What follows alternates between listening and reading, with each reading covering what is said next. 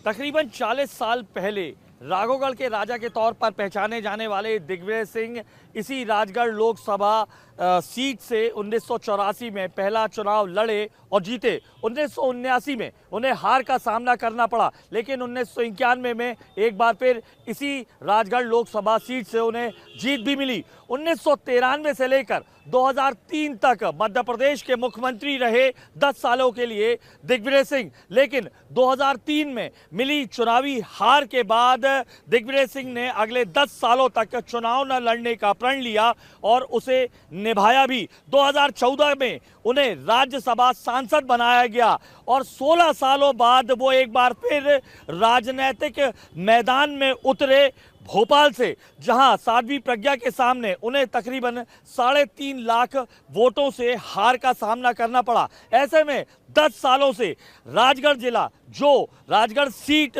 जो बीजेपी का गढ़ बन चुकी थी, वहां अग्नि परीक्षा देने के लिए कांग्रेस ने चुना दिग्विजय सिंह को।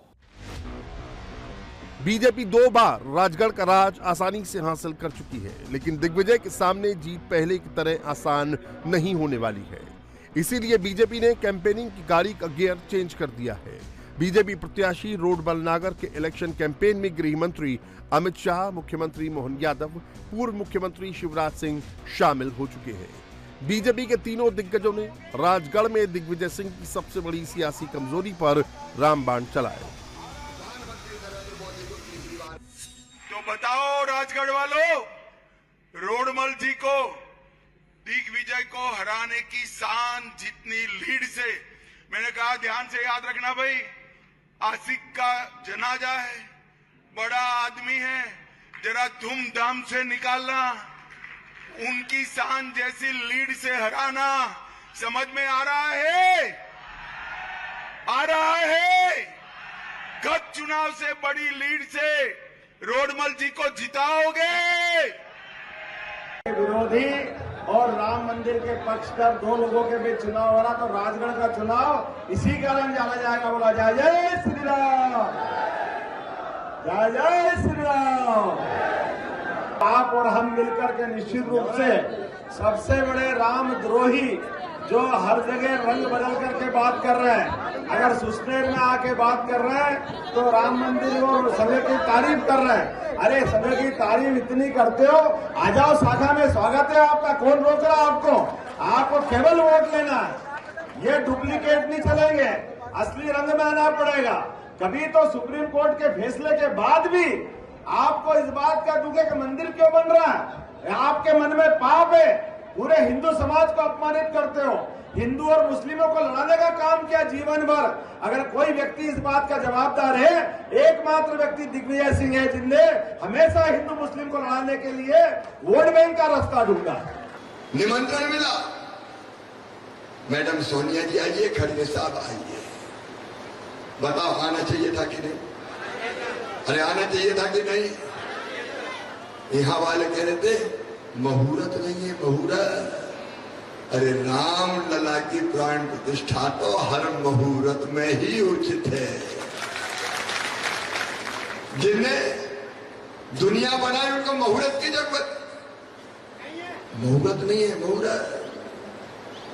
और चिट्ठी लिखवा दी कि हम नहीं आएंगे, लिख के लिखित में हम नहीं आएंगे।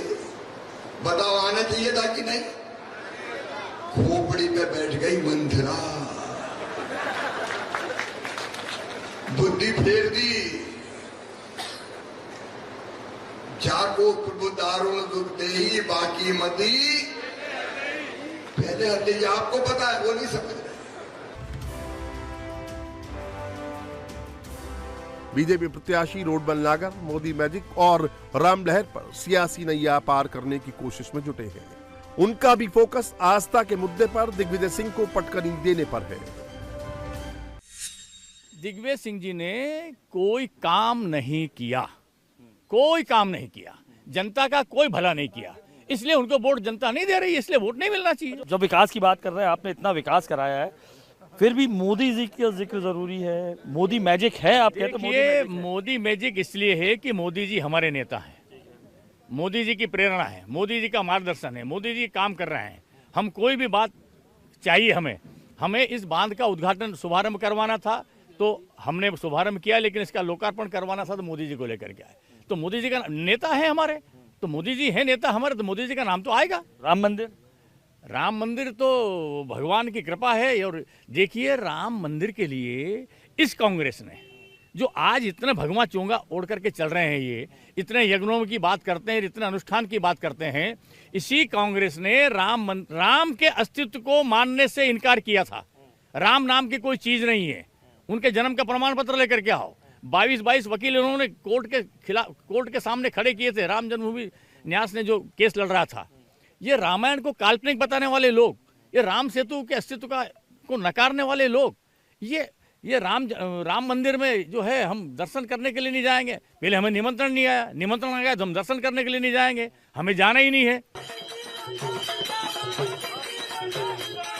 दिग्विजय सिंह जानते हैं कि बीजेपी का ये सियासी शस्त्र उन पर भारी पड़ सकता है, इसीलिए इसकी काट के तौर पर वो मंदिर जा रहे हैं।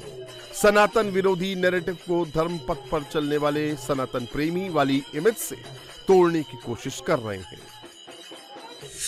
दिग्विजय सिंह के लिए कहें, अमित शाह भी आ गए, योगी जी भी आने वाले सुन रहे हैं, मोहन यादव जी आए। मोहन यादव आए तो उन्होंने कहा रामद्रोही हैं दिग्विजय सिंह। तो मैंने उनके खिलाफ एफआईआर दर्ज की है, मैंने शिकायत निर्वाचन आयोग को किया है। राम मंदिर जाएंगे आगे वो तैयार तो हो जाए, पूर्ण होने पर जरूर जाएंगे।